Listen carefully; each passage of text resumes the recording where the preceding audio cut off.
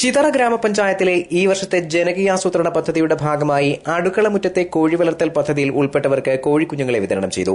ആദ്യഘട്ടമായി ചിറവൂർ, കുറക്കോട് വാർഡുകളിലാണ് കോഴികളെ വിതരണം ചെയ്തത്. ഗ്രാമപഞ്ചായത്ത് പ്രസിഡന്റ് എസ് മുരളീധരൻ നായർ ഉദ്ഘാടനം ചെയ്തു. ഗ്രാമങ്ങൾ സ്വയം പര്യാപ്തമാകേണ്ടത് ഭക്ഷ്യവിഷയത്തിലാണെന്ന് അദ്ദേഹം പറഞ്ഞു. നമ്മുടെ രാഷ്ട്രപിതാവായ മഹാത്മാഗാന്ധിയുടെ സ്വപ്നമായിരുന്നു ഇന്ത്യയിലെ ഗ്രാമങ്ങൾ സ്വയം പര്യാപ്തമാണ്. ഇന്ത്യയിലെ ജനസംഖ്യയിൽ 70% വരുന്ന ദരിദ്രരായ നമ്മളെപ്പോലുള്ള ഗ്രാമീണർ സാധാരണക്കാർ അധിവസിക്കുന്നത് ഇന്ത്യയിലെ ഗ്രാമങ്ങളിലാണ്. അങ്ങനെയുള്ള ഗ്രാമങ്ങളിൽ സ്വയം പര്യാപ്തത നേടണമെന്ന് പറഞ്ഞാൽ പ്രധാനമായി ഭക്ഷ്യകാര്യത്തിൽ നമ്മൾ സ്വയം പര്യാപ്തത നേടണം.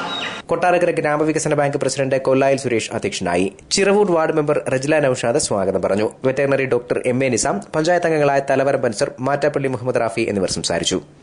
ന്യൂസ് ബ്യൂറോ, കടക്കൽ.